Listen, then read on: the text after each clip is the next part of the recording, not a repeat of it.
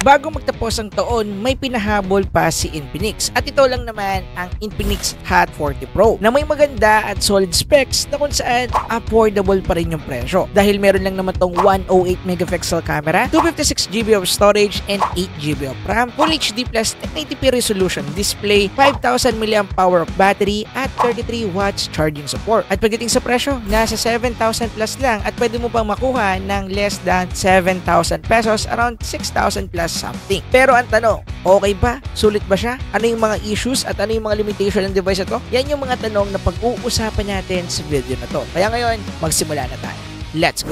Okay, simulan muna natin sa mabilisang unboxing. So ito nga pala kapare ko yung itsura ng box ng Hot 40 Pro at as you can see, green lang siya and then meron ditong Free Fire character kasi collaboration to ng Free Fire and ng Infinix. Anyway, sa loob na ito mga kapare ko, pag-open natin, makikita agad natin dito yung Hot 40 Pro unit natin. And then sa second layer naman nito kapare ko, makikita natin dito yung ating Infinix warranty card and then sumunod naman dyan is yung ating jelly case. Pagdating nga pala sa jelly case nito, maganda yung quality, malambot siya and also okay din yung design. And then dun sa pinaka last layer kapare ko, dito natin makikita yung ating 33 watts charging brick. Ito siya. And then nandito na rin kapare ko yung ating charging cable at saka yung ating SIM ejector tool. And that's pretty much it mga kapare ko. So moving on, mag-focus tayo kapare ko sa mismong appearance and looks ng device na to. And then ito na yung look ng ating Infinix Hot 40 Pro. And then yung color variant nga pala na hawak-hawak natin ngayon mga kapare ko is itong Palm Blue. Noong una kasing in-online to ng Infinix sa Shopee nila, itong Palm Blue pa lang yung available na pwede nating bilhin na color variant. Anyway, ito nga pala yung mga available color variant dito sa Infinix Hot 40 Pro para medyo aware din kayo kung ano yung iba't iba pang variants nito. Unang-una, meron tayo ditong Starlet Black, meron din tayo ditong Starfall Green, and then meron din tayong Palm Blue which is yung hawak-hawak natin, and then yung kanilang pinaka bestseller daw which is itong Horizon Gold. So bestseller daw to sa ibang bansa, ayun yung pagkakaalam ko, pero para sa akin goods tong Palm Blue variant niya mga kapare ko. Anyway, pag-usapan na natin yung build quality and design ng device na to. So pagdating sa back part nito mga kapare ko, makikita natin dito na ito ay matte finish na. At ang kagandahan nga pala dito sa Palm Blue, nagkakaroon to ng parang color changing effect in a reflection way lang mga kapare ko. So ang ibig ko sabihin doon, kapag natatapatan kasi ito ng liwanag galing sa bombilya or kaya sa araw,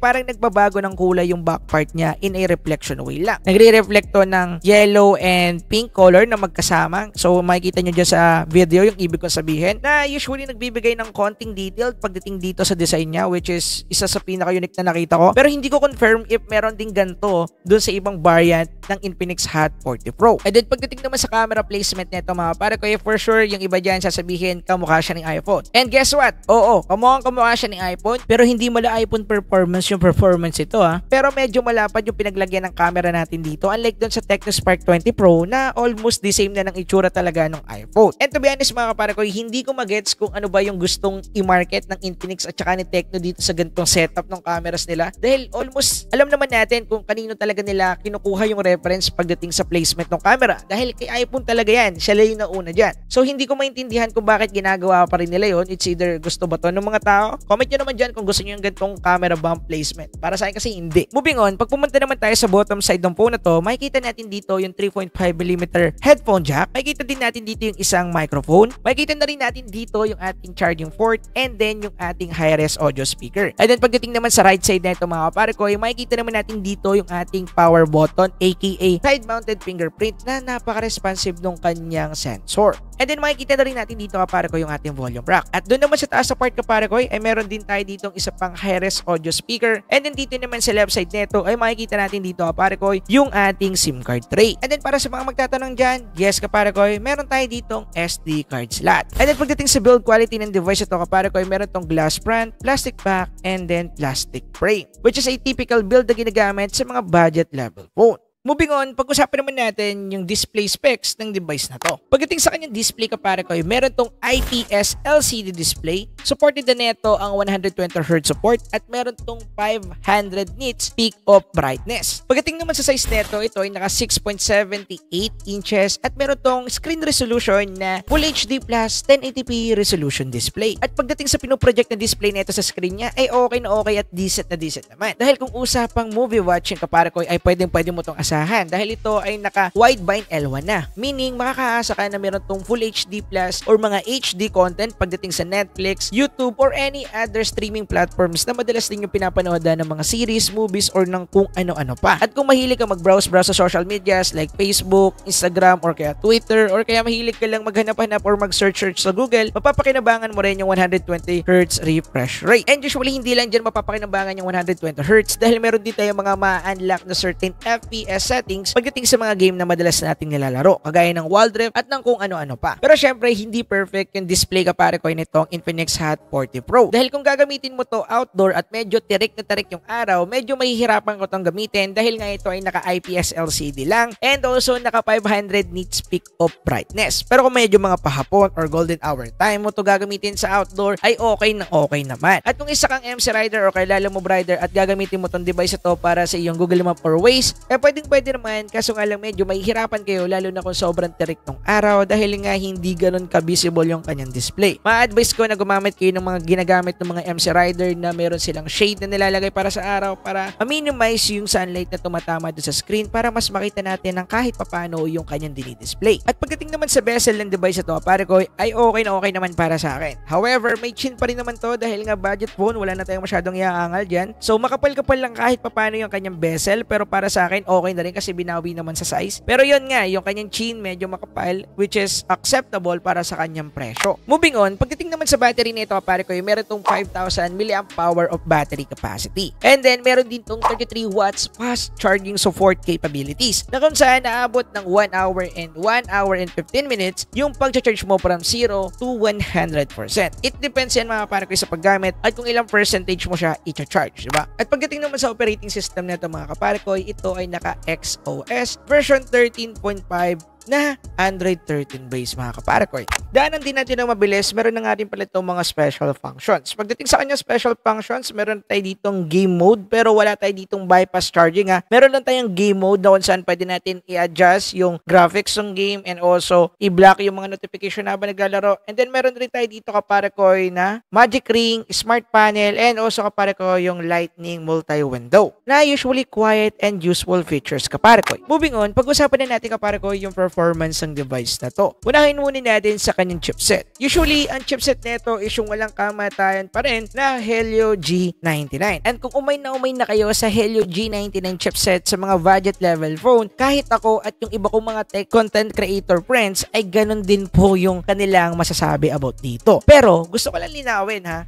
kasi ito ay budget phone lang naman. Hindi naman pwede magbigay ng Snapdragon 8 Gen 3 dito sa budget phone level, diba? At kung sa ayaw nyo man at sa ayaw nyo marinig, ang isa sa mga namamayagpag na chipset pagdating sa 4G level or budget level chipset is G99. Sumusunod dyan yung Dimensity 6080 kaso nga lang meron thermal problem. Anyway, pagdating sa kanyang Antutu and thermal test, ito yung result niya. Wala namang bago, nandun pa rin sa 400,000 plus Antutu benchmark score. And then pagdating sa kanyang thermal test, wala din pinagbago. Green na green pa rin. Ibig sabihin, goods talaga yung thermal netong ating G99. Hindi siya problematic pagdating dito dahil talagang subok na to ng panahon mga kapare ko. Kaya marami ng optimization na nangyari dito. At para magkaroon kayo ng idea, ito yung gaming performance nitong Infinix Hot 40 Pro. So, una ko nilaro dito mga kapare ko is itong Farlight 84. Dito mga kapare ko, kaya niya yung graphic settings na HD and extreme FPS. However, hindi ganun ka-playable kapare ko itong Farlight 84 if naka-HD graphics tayo. Ang pinaka-sweet spot niya is balance mode mga kapare ko. And then pagdating sa gaming performance ng Infinix Hot 40 Pro dito sa ating Farlight 84 ay nandun na yung kanyang smoothness. However, meron pa rin tayong mga FPS drop na makikita dito at hindi na may iwasan lalo na kapag maraming mga nangyayari or kaya may mga certain animation or mayroong nire-render na specific na part doon sa mapa. Nagkakaroon pa rin siya ng common FPS drop. Pero minimal lang. Hindi siya yung malala na magkakaroon talaga. Pero yun na nga kapag mayroong mga gera, mayroong mga bakbakan, mayroong mga team fights or maraming mga nangyayari sa screen or maraming character sa screen at napakadaming skills, nakakaranas tayo dito mga kaparkoy ng FPS drop. Pero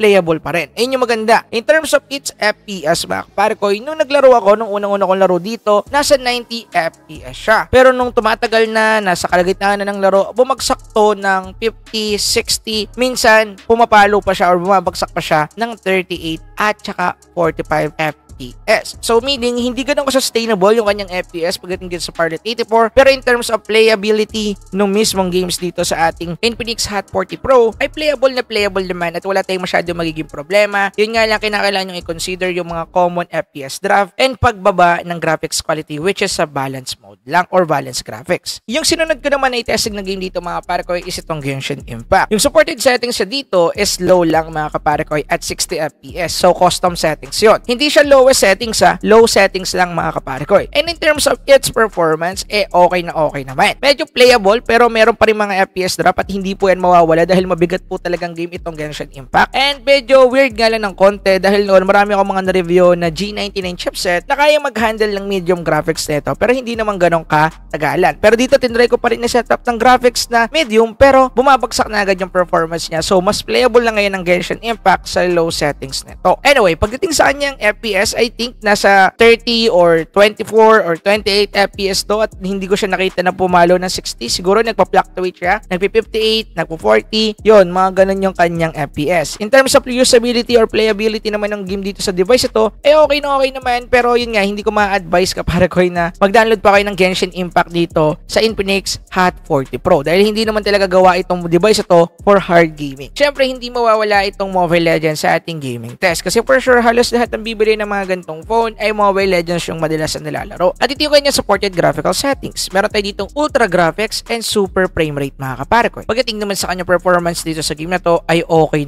Responsive yung screen niya at wala akong nakita na kahit anong pagbagsak ng performance, thermal throttling and also FPS drop na medyo malalalala. Kasi kapag meron na maraming mga nangyayari sa screen, for example, may clash or maraming mga nagbabatuhan ng skill, pero tayo makikita ang pailan-ilan na pagbagsak ng kanyang frame rate na bumabagsak siya siguro I think from 60 to 48 or 47 FPS. Pero hindi naman ganun kasyadong visible. Minsan may lumalabasan talaga ng parang nagkakaroon siya ng FPS drop tingnan pero okay naman. Hindi naman ganun talaga kalala as in minimal lang. Hindi siya yung palagi na nangyayari. Pero yeah, meron pa rin. So meaning, kinakailangan nyo pa rin yun paghandaan pagdating dito. Anyway, pagdating sa kanyang performance dito sa MLBB, 9 out of 10 dahil okay naman, sustainable and also performing well naman itong device ito dito. Yun nga lang, meron kayo kinakailangan pa rin na i-consider pagdating sa kanyang FPS na hindi ganun ka-sustainable dahil bumabagsak siya kapag maraming mga nangyayari. Pero yeah, okay pa rin. Anyway, yung next and last game na tinasig naman natin dito is itong Call of Duty Mobile. At ito yung kanyang supported settings. Meron tayo ditong high frame rate at medium graphics. At gagamitin ko ulit yung praise na lagi kong sinasabi. Mula noon hanggang ngayon, ganito pa rin po ang settings niya sa CODM. Wala akong nakitang improvement. Okay? Hanggang ngayon, ganito pa rin. Ano na, CODM, diba? Anyway, pagdating sa kanyang performance, just I said, lagi namang smooth dito ang ating mga G99 chipset. Kaya yung performance ng Infinix Hot 40 Pro ay okay dito sa CODM. Yun nga lang, hindi mo lang masyado may enjoy kasi hindi ganun kataasan yung frame rate niya. Siguro nasa 60, 58, 57, or 55 FPS to dito pagdating sa G99. Pero yeah, performing well naman siya. Wala kang makikita kahit anong FPS drop, kahit maraming mga nangyayari sa screen, kahit maraming mga sagupaan, pagsabog, or kung ano-ano man, hindi ka makakita dito ng kahit anong pagbagsak ng frame rate niya. Siguro kung meron man ako napansin yung hindi pa ganun kapuli downloaded yung resources ng ating CODM. Oo, na-download ding mapa pero yung sa mga skin hindi pa. Kaya minsan parang medyo merong konting stutter pero hindi nyo masyado mapapansin mga kapare ko dahil pa ilan-ilan lang naman. And ang maganda nga pala dito dahil nga naka-medium graphical settings na to sa halos lahat ng game na tinasing natin, hindi siya mabilis uminit. Yun yung kagandahan ng G99. Yun nga lang, hindi ganun ka-powerful talaga itong chipset na to kaya huwag kayong umasa na magiging Ultra Pro Max to kapare ko. Okay? Now, pag-usapan natin yung isa pa sa pinakabintahe ng device ito which is yung kanyang camera. Meron lang naman tayo ditong triple camera setup para sa kanyang rear camera. Meron tayong 108 megapixel main camera. Meron din tayo ditong AI lens camera. At meron din tayo ditong 2 megapixel macro camera. At pagdating naman sa kayang i-shoot na video neto, kaya neto ang 2K at 30 FPS. At pagdating kapare ko sa kanyang photo quality, nakita ko na vibrant at syempre saturated yung kanyang kulay pagdating dito. Pinapakita lang neto na maganda yung photo processing natin dito pero hindi ganun kapulido. Bakit? Kasi minsan meron pa rin ako mga soft 10 part na nakikita makikita, lalo na kung magtitake ka ng mga wide angle photos. Meaning, hindi ka magko-close up shot. Pag close up kasi, matik na sharp talaga tingnan yung mismong image quality. Maganda talaga din, pati yung kanyang kulay. Pero pagdating sa kanyang mga wide shots, kapare ko, dun lang nakikita yung mga issues. Meron mga soften part, meron din tayong mga nakikita dito na over-process na kulay, kagaya na green, yellow, red, yung mga matitingkad na color na madalas naman natin nakikita and common na common. But yeah, pagdating sa kanyang quality at pagdating sa kanyang performance, para sa kanyang presyo, okay na okay to kung ako yung tatanungin. Para sa kanyang presyo mga kapare ko wala na tayong kailangan pang ipula para sa presyong 7,000 pesos sa kaya magbigay sa'yo na magandang photo quality. Wala na ako talaga mapupula dito mga kapare ko kung ako lang ang tatanungin ninyo. Anyway, pagdating naman sa video quality nito mga kapare ko, ito yung sample natin. Pagdating sa quality ng video nito, nandun na kasi 2K resolution. However, pagdating sa kanyang stability, pag magbi-video ka, lalo na kung handheld at ang lalakad-lakad ka, yun, shaky talaga tingnan. At makikita nyo naman yan dyan sa video. Pero kung magtitake kayo ng video, kung hindi naman kayo masyadong gagalaw, like for example, gusto nyo lang i-capture yung moment na yon na makita yung mga mata niya, mga ganon, pwedeng-pwede at hindi naman ganon ka-shaky tingnan. Yun nga lang, pag naglakad ka na, doon mo na talaga makikita yung pagiging shaky ng mismong footage. So, yeah, okay na siya para sa akin kasi no EIS, no OIS, reasonable yan para sa kanyang presyo. And also, 30 FPS pa to. Pagpunta naman sa front cam nito, kapare ko, ito ay naka 32MP at kaya din mag-shoot ng 2K at 30 FPS. And then, pagdating sa kanyang photo quality, ito siya kapare ko. Para sa akin, almost the same lang sila ng ating Tecnospark 20 Pro pagdating sa front cam. Pero dun sa main camera nila, magkaiba sila. Siguro gagawin na lang natin ito ng comparison para malaman ninyo kung sino yung mas maganda in terms of camera dun sa dalawang phone na yun. Pero sa ngayon, ito munang Infinix Hot 40 Pro yung pag-usapan natin. Pagdating sa kanyang photo quality, nakikita nyo naman mula pa kanina, maganda naman siya usually para sa akin. Reasonable na yung gantong kanyang quality para sa kanyang presyo. Okay naman, kaso nga lang hindi ko nagustuhan yung pag-enhance ng kulay ko kasi hindi po ganyan yung kulay na para ko Steven Tips. Medyo maitim po ako or sabihin na lang nating moreno para medyo hindi masakit pakinggan. At yeah, medyo maputi ako tingnan dito sa photo which is hindi ko gusto dahil proud ako sa kulay ko Joke lang. Anyway, pagdating naman sa kanyang video quality, ito yung sample video quality natin. So makikita ninyo kapare ko, okay naman yung 2K resolution niya, 30 FPS. Yun nga lang talagang shaky pero para sa akin okay pa rin. Anyway, usapang final verdict tayo. Kung ako yung tatanungin ninyo para sa presyo ng device na to at sa specification na makukuha nyo sa kanya, talagang siksek kung ako yung tatanungin. Dahil sa presyong 7,000 plus at pwede nyo pong makuha ng 6,000 plus lang or below 7,000 pesos, okay na okay itong device na to kung ako yung tatanungin ninyo. Yun nga lang, meron siyang counterpart which is yung Tecnospark 20 Pro and for sure, maraming mga magre-request sa inyo na gawin ko ito ng comparison at yan yung gagawa natin sa next video. Pero in overall, dito pala sa Infinix Hot 40 Pro, usually okay na to para sa akin. Kung gagawin nyo itong primary phone ko para kayo, okay na okay, pwede kayo makapanood dito, gawin yung mga certain tasks, certain activities sa ginagawa ninyo sa regular phone, pwede yan dito. Pero kung gagamitin mo to for hard gaming, pass na pass ako dyan kasi hindi talaga ganong kalakas yung Helio G99. Pero kung MLBB, CODM, or kaya Parlay 84 lang laruan mo, okay naman, yun nga lang hindi max out yung mga settings sila. So, kailangan mo i-consider yun. Anyway, dito na tatapusin mga kapare ko yung video na to. Anong tingin ninyo dito sa Infinix Hot 40 Pro? Comment nyo naman dyan sa ibaba. Pag-usapan natin. Anyway, yun lang. Peace out!